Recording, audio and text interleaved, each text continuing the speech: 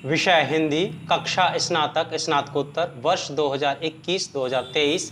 Course का शीर्षक हिंदी काव्य भाग 10, उपशीर्षक आधुनिक हिंदी काव्य। मैं doctor Rajmuni, associate professor Hindi तथा अन्य भारतीय भाषा विभाग, महात्मा गांधी काशी विद्यापीठ, वाराणसी। आइए आज हम चर्चा करेंगे यहाँ पर छायावाद की अवधारणा और छायावाद की विशेषताओं पर। छायावाद के समय के विषय में देखा जाए तो 1919 से लेकर 1938 तक माना जाता है, लेकिन हिंदी साहित्य के इतिहास में आधुनिक काल के अंतर्गत छायावाद का नाम आता है। अधिकतर विद्वानों ने इस काल की प्रवृत्तियों के आधार पर इसका नामकरण किया है। ज़्यादातर कालों का नामकरण उसकी प्रवृत्तियों के आधार पर ही है। छायावाद एक ऐसा शब्द है, इससे किसी प्रकार की विशेषता स्पष्ट नहीं होती, इसलिए छायावाद क्या है इसके संबंध में अलग अलग विद्वानों के अलग अलग मत हैं। छायावादी कवियों के मतों की बात की जाए तो जयशंकर प्रसाद कहते हैं, कविता के क्षेत्र में पौराणिक युग की किसी घटना पर देश विदेश की सुंदरी के वाही वर्णन से भिन्न जब वेदना के आधार पर स्वानुभूति में अभिव्यक्ति होने लगी, तब हिंदी में उसे छायावाद के नाम से अभिव्यक्त किया गया। सुमित्रानंद पंत ने पल्लव की भूमिका में कहा है कि छायावाद पर पश्चिमी रोमांटिसिज्म का प्रभाव है। पंत का काव्यादर्श अंग्रेजी रोमांटिक प्रतिवर्तन के अनुरूप था। छायावाद में वेदनानुभूति रोमांटिक शोक के रूप में आई। महादेवी वर्मा कहते हैं कि छायावाद ने मनुष्य के हृदय और प्रकृति के उस संबंध में प्राण डाल दिए जो प्राचीन काल से बिंब प्रतिबिंब के रूप में चला आ रहा था, जिसके कारण मनुष्य को प्रकृति अपने दुख में उदास और सुख में पुलकित जान पड़ती थी। अब देखा जाए कि प्रमुख समीक्षकों के मत क्या हैं। रामचंद्र शुक्ल कहते हैं कि छायावाद शब्द का प्रयोग दो अर्थों में समझना चाहिए। सबसे पहला रहस्यवाद के अर्थ में और दूसरा काव्य शैली या काव्य पद्धति के अर्थ। रहस्यवाद के अर्थ में इसका संबंध काव्य वस्तु से होता है, अर्थात कवि उस अनंत और अज्ञात प्रियतम को आलंबन बनाकर अत्यंत चित्रमयी भाषा में प्रेम की अनेक प्रकार से व्यंजना करने लगा। धीरे धीरे यह शब्द धार्मिक क्षेत्र में, फिर वहाँ से साहित्य में, फिर वहाँ से हिंदी साहित्य। छायावाद शब्द के अंतर्गत उन रचनाओं को भी लेते हैं जिनमें प्रतीक शैली प्रयुक्त होती है। छायावाद का सामान्य अर्थ हुआ प्रस्तुत के स्थान पर उसकी व्यंजना करने वाली अप्रस्तुत छाया का कथन। रामकुमार वर्मा का मानना है कि परमात्मा की छाया आत्मा में पड़ने लगे और आत्मा की छाया परमात्मा में, यही छायावाद है। नंद दुलारी वाजपेयी कहते हैं कि मानस या प्रकृति के सूक्ष्म किंतु व्यक्त सौंदर्य में आध्यात्मिक छाया का भाव मेरे विचार से छायावाद की सर्वमान्य व्याख्या होनी चाहिए। हजारी प्रसाद द्विवेदी का मानना है कि छायावाद शब्द उन रचनाओं के लिए बिना सोचे समझे दिया गया जिनमें मानवतावादी दृष्टि की प्रधानता, जो व्यक्त विषय को कवि की चिंता और अनुभूति के रंग में रंग कर व्यक्त करती है। छायावाद एक विशाल सांस्कृतिक चेतना का परिणाम था, सभी कवियों में आध्यात्मिक अभिव्यक्ति की प्रधानता। रामविलास शर्मा कहते हैं कि छायावाद स्थूल के प्रति सूक्ष्म का विद्रोह नहीं है, बल्कि थोती नैतिकता, रूढ़िवाद और सामंती साम्राज्यवादी बंधनों के प्रति विद्रोह रहा है। परंतु यह विद्रोह मध्यवर्ग के तत्वाधान में हुआ, इसीलिए इसके साथ मध्यवर्गीय असंगत, पराजय एवं पलायन की भावना भी जुड़ी हुई है। नगेंद्र कहते हैं कि छायावाद जहाँ एक ओर स्थूल के प्रति सूक्ष्म का विद्रोह है, वहीं दूसरी ओर जीवन के प्रति भावात्मक दृष्टिकोण। अब बात की जाए छायावाद की प्रमुख प्रवृत्तियों की। सबसे पहला प्रकृति प्रेम। छायावादी काव्य में प्रकृति के सौंदर्य की विविध झांकियां देखने को मिलती हैं। वैसे तो आधुनिक काल की अगर बात की जाए तो भारतेंदु युग से लेकर आज तक प्रकृति प्रेम अलग अलग रंगों में दिखाई देता है, लेकिन छायावादी काव्य में भी इसका रंग अलग है। सुमित्रानंद पंत ने शुरुआती दौर में प्रकृति प्रेम के आगे मानव प्रेम को भी भुला दिया। तभी तो वो कहते हैं, छोड़ द्रुमों की मृदु छाया, तोड़ प्रकृति से भी माया, बाले तेरे बाल जाल में कैसे उलझा दूं लोचन, भूल अभी से इस जग को। और इतना ही नहीं, प्रसाद ने प्रकृति का मानवीकरण बहुत सहज और स्वाभाविक ढंग से किया है। कहते हैं कि उषा सुनहले तीर बसती, जय लक्ष्मी सी उदित हुई, उधर पराजित काल रात भी जल में अंतर्निहित हुई, कामायनी से। महादेवी वर्मा का तो पूरा का पूरा काव्य ही उस अज्ञात प्रीतम के प्रति समर्पित है। महादेवी ने तो प्रकृति के प्रत्येक कार्य को अज्ञात सत्ता से जोड़कर देखा है। महादेवी ने अपनी तुलना नीर भरी बदली से कर डाली है, जो थोड़ी देर के उमड़ती है और बरसने के बाद समाप्त हो जाती है। मैं नीर भरी दुख की बदली, स्पंदन में चिर निस्पंद बसा, नैनों में दीपक से जलते, पलकों में निर्झरणी मचली। परिचय इतना इतिहास यही उमड़ी, कल थी मिट आज चली। इतना ही नहीं, जहाँ प्रकृति एक और कोमल हो एवं संवेदनशील है, वहाँ दूसरी ओर कठोर एवं भयंकर भी है। प्रसाद की कामायनी के चिंता सर्ग में देखिए, उधर गरजती सिंधु लहरियाँ कुटिल काल के जालों सी, चली आ रही फैन उगलती फन फैलाए व्यालों सी। दूसरी है कल्पना की प्रधानता। छायावादी कवियों की कल्पना शक्ति इतनी प्रखर है कि वो लौकिक वस्तुओं में भी अलौकिक सौंदर्य को ढूंढ ही लेते हैं। प्रसाद ने कामायनी के श्रद्धा सर्ग में श्रद्धा के सौंदर्य को इस प्रकार ढूंढा, नील परिधान बीच सुकुमार खिल रहा, मृदुल अधखुला अंग खिला हो ज्यों बिजली का फूल, मेघबन बीच गुलाबी रंग। आह वह मुख पश्चिम के व्योम बीच जब घिरते हों, घनश्याम अरुण रज मंडल उनको भेद दिखाई देता हो छविधाम। नारी सौंदर्य के अलावा पुरुष सौंदर्य भी देखा जा सकता है। मनु ने सूक्ष्म सौंदर्य का बहुत मनमोहक चित्रण किया है। कौन तुम संसित जलने तीर तरंगों से, फेंकी मड़ एक कर रहे निर्जन का चुपचाप प्रवाह की धारा से अभिषेक। ये मनु का सौंदर्य है। दूसरे मनु के स्थूल सौंदर्य को देखिए। कामायनी में कहते हैं कि अवयव की दृढ़ मांसपेशियां ऊर्जस्वित था, वीर अपार स्फीत शिराएं, स्वस्थ रक्त का होता था जिनमें संचार। नारी के प्रति दृष्टिकोण। छायावादी काव्य में नारी के प्रति कवियों का जो दृष्टिकोण है बहुत सम्मानजनक रहा है। आदिकाल में नारी भोग की वस्तु थी, भक्ति काल में नारी पुरुष के लिए उत्थान पतन का कारण बनी। भारतीय युग में राष्ट्रीय आंदोलन के रूप में द्विवेदी युग में नारी समाज सेवा द्वारा समाज का उद्धार करती थी, लेकिन छायावाद में आकर के माँ, पत्नी, प्रेमिका एवं पुरुष के साथ कंधे से कंधा मिलाकर चलने वाली बनी। प्रसाद ने कामायनी के श्रद्धा सर्ग में श्रद्धा के सौंदर्य का बड़ा अद्भुत चित्रण किया है। घिर रहे थे घुंघराले बाल, अंश अविलंबित मुख के पास, नील घन शावक से सुकुमार सुधा वरने को वेद के पास। छायावादी कवि ने नारी के श्रद्धा रूप को सबसे उत्तम स्वीकार किया है। नारी का श्रद्धा रूप ही पुरुष के जीवन में सबसे महत्वपूर्ण भूमिका निभाता है। जब तो प्रसाद अपनी कामायनी में कहते हैं कि नारी तुम केवल श्रद्धा हो, विश्वास रजत नगपतल में, पीयूष स्रोत सी बहा करो जीवन के सुंदर समतल में। पंत ने भी नारी को पुरुष के बंधन से मुक्त करने की इच्छा प्रकट की है। वे कहते हैं कि नारी भोग की वस्तु नहीं है, सम्मान और प्रेम की है। कहते हैं कि यौन नहीं है रे नारी, वह भी मानवी प्रतिष्ठित, उसे पूर्ण स्वाधीन करो, वह रहे न नर पर अवसित। इसके अलावा प्रेम के विविध स्वरूप। छायावादी काव्य में प्रेम के अनेक रंग देखने को मिलते हैं, जैसे प्रकृति प्रेम, नारी प्रेम, सौंदर्य प्रेम, अज्ञात सत्ता के प्रति प्रेम, पुत्र प्रेम, राष्ट्र प्रेम आदि आदि। अज्ञात सत्ता के प्रति प्रेम का अगर विशाल रूप देखना हो तो महादेवी वर्मा के काव्य में देखा जा सकता है। जो पंत प्रारंभ में प्रकृति प्रेम के दीवाने थे, वही अपनी अंतिम रचनाओं में मानव प्रेम के पुजारी बन जाते हैं। अब मानव उनके लिए सबसे उत्तम निधि है। तभी तो कहते हैं सुंदर है विहग सुमन सुंदर है, मानव तुम सबसे सुंदरतम। अब विशेषता है इसकी पांचवी, वेदनानुभूति। छायावादी कवियों की काव्य में वेदना अपने अनेक रूपों में व्यक्त हुई है। हो भी क्यों न, केवल सुख का नाम ही जीवन नहीं होता है। सुख और दुख दोनों प्रवृत्तियां जीवन के लिए अनिवार्य सी हो जाती हैं।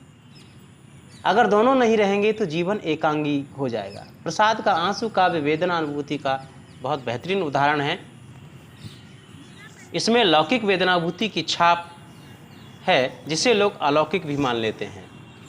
इस करुणा कलित हृदय में अब विकल रागिनी बसती, क्यों हाहाकार स्वरों में वेदना असीम बदल गरजती।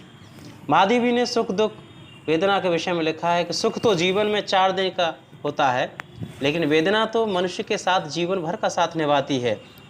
तभी तो कहती हैं कि मैं नीर भरी दुख की बदली। सुमित्रानंद पंत ने परिवर्तन जैसी कविता में स्वीकार किया है कि परिवर्तन प्रकृति का शाश्वत नियम है, लेकिन ये इतना निष्ठुर भाव होता है। ये न बचपन देखता है, न जवानी देखता है, न बुढ़ापा देखता है, न समय देखता है, न परिस्थिति देखता है। जब चाहे, जहाँ चाहे, जैसे चाहे संसार का निर्माण कर दे, संसार का विनाश कर दे। और इस संसार के कण कण में व्याप्त है। इससे कोई भी व्यक्ति और वस्तु अछूती नहीं है। तभी तो कहते हैं कि अभी उत्सव ओ हास हुलास, अभी अवसाद अश्रु उच्छ्वास, अचिरता देख जगत की आप, शून्य भरता समीर निश्वास। सूर्यकांत त्रिपाठी निराला की विधवा, भिक्षुक व तोड़ती पत्थर आदि अनेक ऐसी कविताएं हैं जो सामाजिक विसंगतियों के कारण उपजने वाली वेदना की परिचायक हैं। रहस्यवाद। हिंदी साहित्य के इतिहास में भक्तिकाल से लेकर छायावाद तक रहस्यवादी प्रवृत्ति भी अलग अलग स्वरूपों में दिखाई देती है। कबीर ने आत्मा को पत्नी और ईश्वर को पति माना। जायसी ने इसके उलट आत्मा को पति और ईश्वर को पत्नी माना। रास्ता भले अलग अलग हो लेकिन मंजिल सबकी लगभग एक ही है।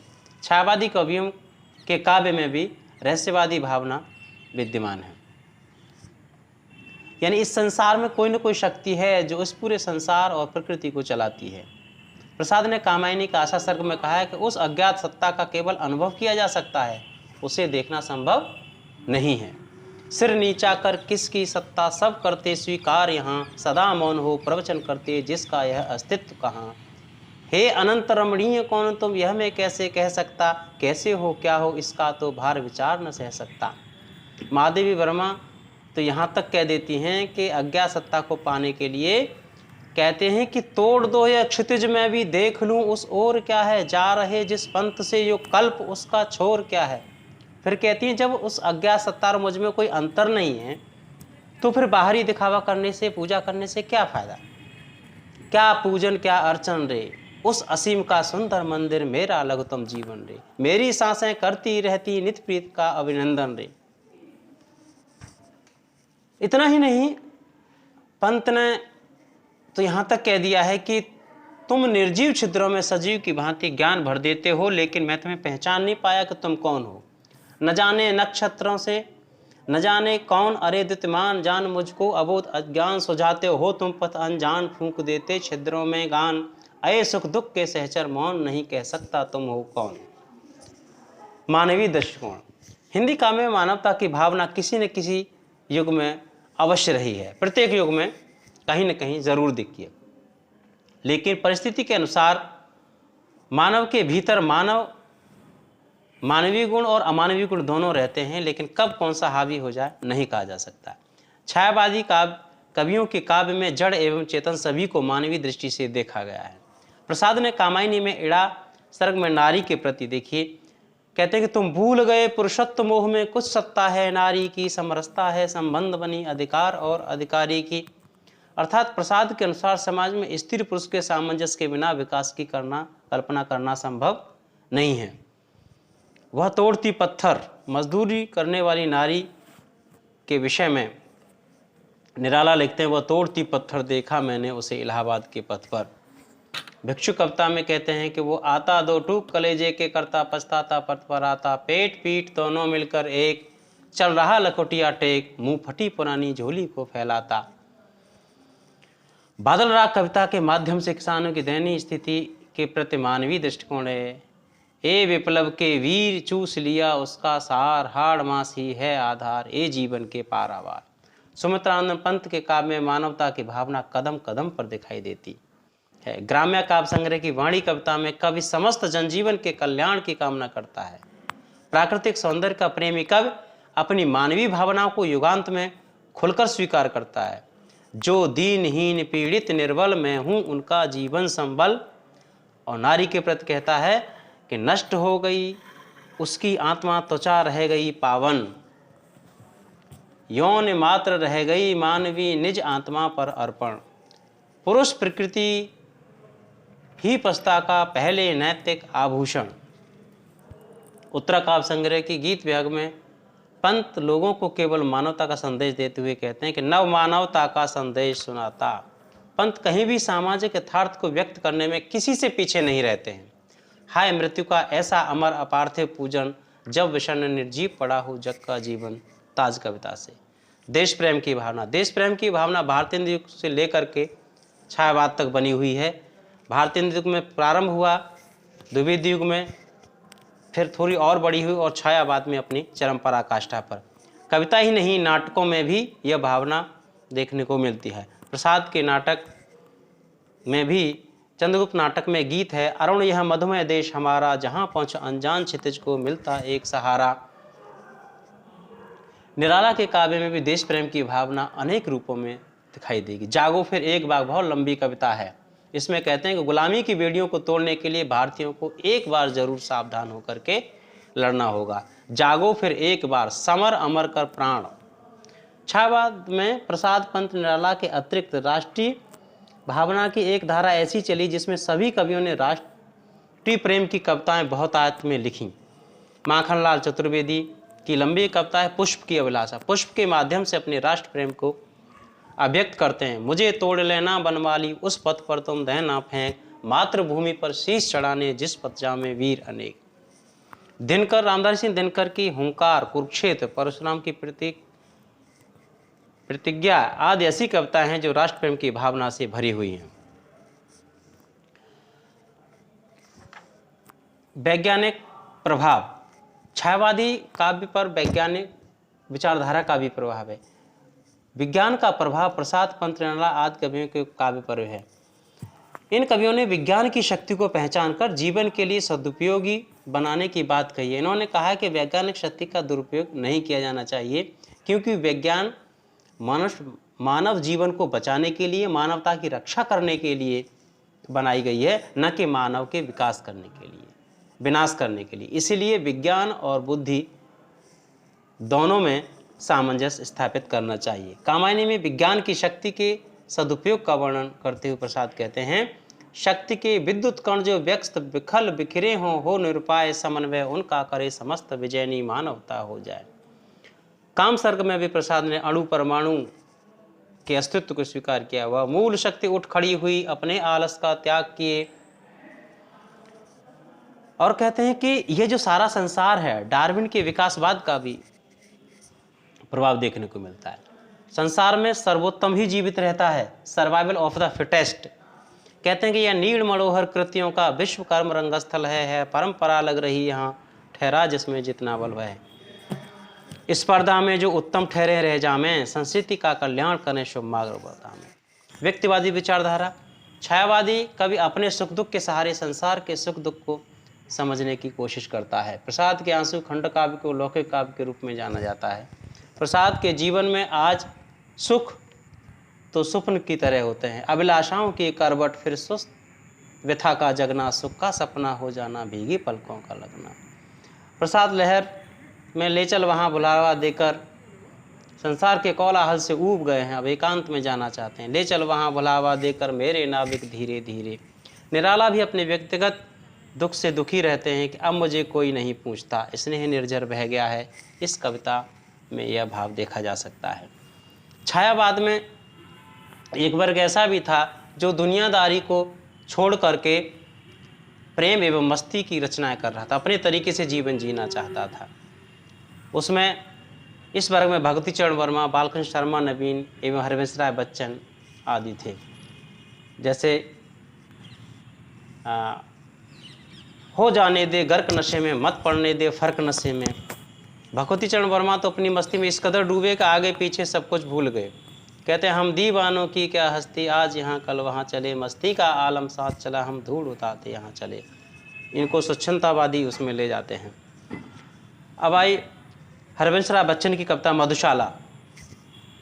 इसमें प्रेम एवं मस्ती से लबालब भरा हुआ है। कहते हैं कि बैर कराते मंदिर मस्जिद, प्रेम कराती मधुशाला, बजी न फिरी और नमाजी, भूल गया अल्लाह ताला, गाजगिरी पर हिला न बिल्कुल मस्त रहा पीने वाला। भाषा एवं शैली, छायावादी काव्य की भाषा मुख्य रूप से सहज सरल खड़ी बोली है, कहीं कहीं संस्कृत शब्दों का भी प्रयोग देखने को मिलता है। प्रतीकात्मक शैली, छायावादी काव्य में सुख के लिए फूल, प्रातः, मध्य में बसंत, कोयल आदि शब्दों का प्रयोग किया है। कलियां जिनको मैं समझ रहा वे कांटे बिखरे आसपास। चित्रात्मकता, छायावादी कवियों के काव्य में चित्रात्मकता भी कदम कदम पर दिखाई देती है। अखिल यौवन के रंग अपार, पल्लव संग्रह की कविता परिवर्तन में। हड्डियों के छिलते कंकाल, प्रसाद के काव्य में चिंता, आशा, श्रद्धा, काम, वासना, लज्जा आदि भावों को साकार रूप देने की मानवीकरण। शशि मुख पर घूंघट डाले, अंचल में दीप छिपाए। बिंबात्मकता, छायावादी काव्य में अमूर्त भावों में विचारों को मूर्त रूप प्रदान करने के लिए बिंबों का प्रयोग किया है। मैं नीर भरी दुख की बदली। प्रसाद की कामायनी में भी बिंबात्मकता का प्रयोग है। पंत के काव्य संग युगांत की कविता में भी बिंब विधानों का, हाय मृत्यु का ऐसा अमर अपार्थिव पूजन। रस अलंकार, छायावादी काव्य में वीर, रस, करुणा, शांत आदि अलंकारों का बहुत सुंदर प्रयोग किया गया है। इनमें अलंकारों में मानवीकरण, जो प्रमुख अलंकार हैं वे इस प्रकार हैं। में मानवीकरण, अनुप्रास, उत्प्रेक्षा, श्लेष, अतिशयोक्ति, उपमा, रूपक, यमक आदि का सबसे अधिक प्रयोग देखने को मिलता है और रसों का भी प्रयोग देखने को मिलता है। तो कहना न होगा कि छायावादी काव्य दोनों पक्षों से, कलात्मक रूप से भी और भावात्मक रूप से भी, अपने आप में हिंदी साहित्य में एक अलग पहचान रखता है। धन्यवाद।